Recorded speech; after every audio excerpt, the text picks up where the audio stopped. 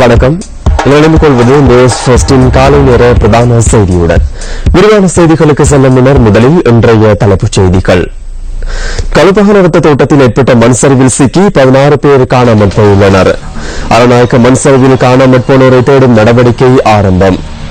கழனி மற்றும் கழுகுமியின் நீர்மட்டம் அதிகரிப்பு. சில மாகாணங்களின் பாடசாலைகளுக்கு விடுமுறை. இன்றும் நாட்டின் பல பகுதிகளில் பலத்த மழை பெய்யக்கூடும். வளிமண்டலவியல் திணைக்களம் எதிர்வு கூறல்.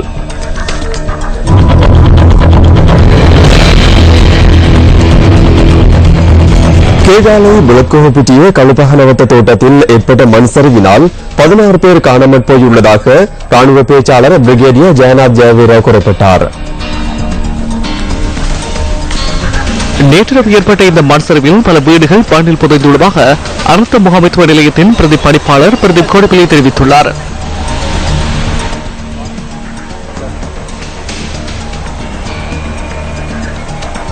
கேரள மாவட்டத்தில் பெய்து வரும் மழை காரணமாக நேற்று இரவு 11 மணி அளவில் விளக்கோப்பிட்டிய கல்பான தோட்டத்தில் மண் சரிவு ஒன்று ஏற்பட்டுள்ளது.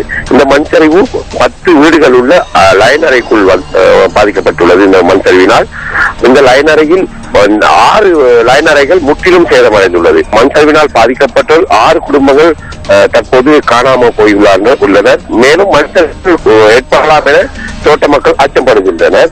இதில் 8 பெண்களும் 6 ஆண்களும் 2 குழந்தைகளும் என தோட்ட மக்கள் கூறுகின்றனர். நியூஸ் ஃபர்ஸ்ட் செய்திகளுக்காக கல்பான தோட்டத்திலிருந்து நான் அருள்.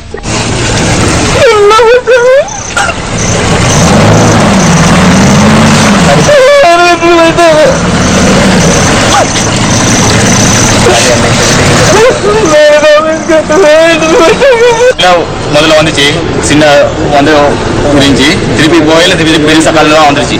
பெருசா வந்தா நான் உடஞ்சி எல்லாம் ரெண்டாசத்துக்கு நாங்கள் ஓடி வந்துட்டோம். இந்த கொஞ்சத்தை நாங்களும் போயிருக்கோம். அந்த பாலத்தை மட்டும் போன பாலமெல்லாம் உடஞ்சிருச்சு. பாலத்தை இங்கிட்டே ஓடி வந்துட்டோம். நாங்கெல்லாம் 4-5 பேர் இங்கிட்டு வந்துட்டோம். திருப்பி லயத்துக்கு போன லயத்தில் ஒன்றுமே இல்லை. 4 கேமரா தான் இஞ்சிருந்துச்சு.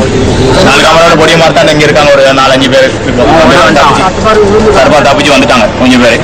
நான் போயிட்டு பார்த்தோம். நான் உப்பரமா போயிட்டு உள்ளுக்கெல்லாம் தேடி பார்த்தேன். யாக்கள் எதுவும் இருக்காங்களா தெரியும் அப்படின்னு. ஒன்றுமே அப்படி சம்பவம் ஒன்றும் தெரியல. மற்ற 4 வீடு மிச்சம். 10 வீட்டில் 6 வீடு க்ளோஸாக அப்படியே ஃபுல்லாகவே மூடி. 4 வீடு மிச்சம். 4 வீட்டில் உள்ள ஆக்கள் சின்ன குடி மாதிரி அப்படி வேண்டவங்க ஓடிட்டாங்க. சத்தம் இந்த ஏரோப்ளைன் பக்கம் மட்டும் சத்தம் கேட்டுச்சு. ஏரோப்ளைன் மாதிரி சத்தம் கேட்டுச்சு. அதுக்கு முன்னாடி வெளியே வந்து பார்த்தோம். அப்போ முருகையான்னு சொல்லி அவங்க கூப்பிட்டுது. பாப்பாத்தான் முருகையன் கூப்பிட்டா இங்கே இருக்க வேணாம், நீங்கள் எல்லாம் வாங்க போவோம், இங்கே பாறை எல்லாம் உடஞ்சிருச்சு அப்படின்னு சொன்னால் நாங்கள் பிள்ளைகளும் கூட்டிட்டு நாங்கள் வந்து சேர்ந்துட்டோம். பனியை வந்து விழுந்து பிறந்து தான் நாங்கள் வந்தோம். இப்போ என்ன நடஞ்சுன்னு எங்களுக்கு தெரியாது.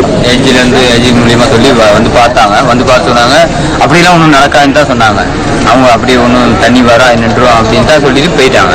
அதுக்கு பிற்பாடு நாங்கள் திரும்ப 2-3 டீப்பை சொன்னோம். அந்த ஆளுங்களுக்கு சொன்னோம், ஸ்டேட்டுக்கு சொன்னோம். ஒருத்தருமே அதுக்கு எந்த ஒரு முடிவும் எடுக்கல. 3 லைன் இருக்கு. இன்னும் அதே மாதிரி 3 லைன் இருக்கு. அடியில தண்ணி வருது. இப்போ நாங்கள் இருக்க வீட்டுக்கு கீழே தண்ணி பெருசா வருது. சொல்லல அது கழுவிட்டு போனதுனால இது சேர்ந்து இது பள்ளம் ஆயிடுச்சு. கீழே தூங்க நாங்கள் இருக்க வீட்டுக்கு கீழே.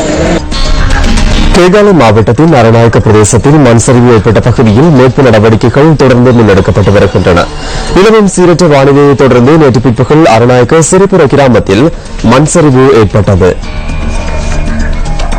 ஸ்ரீபுர பிரதேசத்தில் மண் சரிவினால் பாதிக்கப்பட்ட சுமார் 400 பேரை பாதுகாப்பான இடங்களில் தங்க வைத்துள்ளதாக கேகாலை மாவட்ட செயலாளர் WJM அபே விக்ரம தெரிவித்தார். மண் சரிவில் சிக்கியுள்ளவர்களை மீட்கும் நடவடிக்கைகளுக்கு சுமார் 100 ராணுவத்தினர் மீட்பு பணியில் ஈடுபட்டுள்ளதாக ராணுவ பேச்சாளர் பிரிகேடியர் ஜெயநாத் ஜெயவீரன் குறிப்பிட்டுள்ளார்.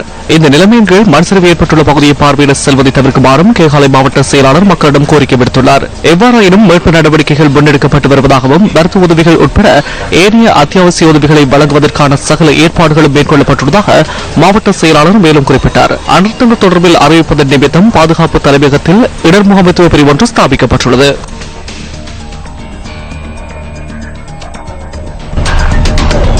கடும் மழையுடனான சீரற்ற வானிலை காரணமாக சபரகமு வடமேல் மாகாணங்களில் உள்ள சகல பாடசாலைகளையும் மூடுவதற்கு மாகாண கல்வி அமைச்சர் தீர்மானித்துள்ளது.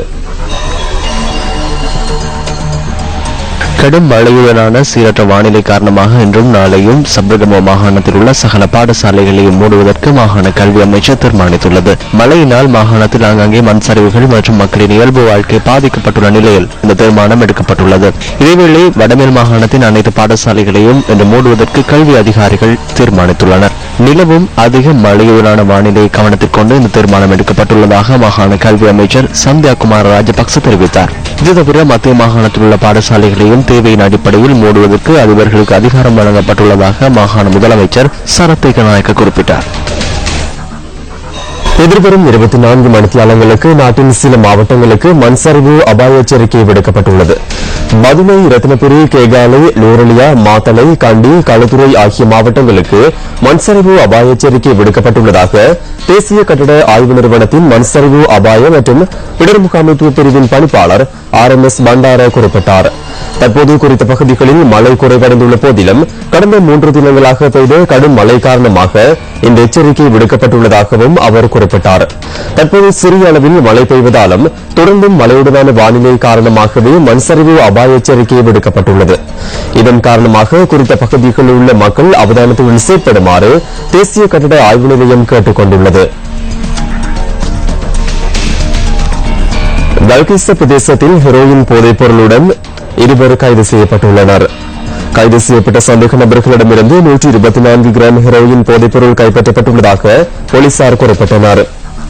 சந்தேக நபர்களிடமிருந்து 4 கையடக்க தொலைபேசிகளையும் போலீஸ் விசேட அதிரடிப்படையினர் கைப்பற்றியுள்ளனர். மேலும் 15,000 ரூபாய் பணமும் சந்தேக நபர்களிடமிருந்து பறிமுதல் செய்யப்பட்டுள்ளது. மன்னாரில் தடுத்து வைக்கப்பட்டிருந்த 21 இந்திய மீனவர்கள் மன்னார் நீதவானால் நேற்று விடுதலை செய்யப்பட்டனர். இவர்களை விடுதலை செய்வதற்கான அனுமதி நேற்று முன்தினம் சட்டமாதிபர் திணைக்களத்தினால் மாவட்ட கடற்றொழில் திணைக்களத்திற்கு வழங்கப்பட்டிருந்தது. அதற்கமைய இந்திய மீனவர்கள் 21 பேரும் மன்னார் நீதவான் நீதிமன்றத்தில் நேற்று ஆஜர்படுத்தப்பட்டதை அடுத்து அவர்கள் விடுதலை செய்யப்பட்டுள்ளனர். விடுதலை செய்யப்பட்டுள்ள மீனவர்களை இந்திய துணை தூதுவர் ஆலயத்தில் ஒப்படைப்பதற்கான நடவடிக்கைகள் மேற்கொள்ளப்பட்டுள்ளன. இதேவேளை யாழ்ப்பாணத்தில் தடுத்து வைக்கப்பட்டிருந்த 13 இந்திய மீனவர்கள் நேற்று முன்தினம் ஊர்காவல்துறை நீதிமன்றத்தினால் விடுதலை செய்யப்பட்டமை குறிப்பிடத்தக்கது. இத்துடன் நியூஸ் ஃபர்ஸ்டின் காலை நேர பிரதான செய்தி நிறைவு பெறுகின்றது. மீண்டும் சந்திக்கலாம் நியூஸ் ஃபர்ஸ்டின் 10:25 மணித்தியால செய்தியில். வணக்கம். Hotline 0114-896-896 www.newsfirst.lk. Feedback at newsfirst.lk.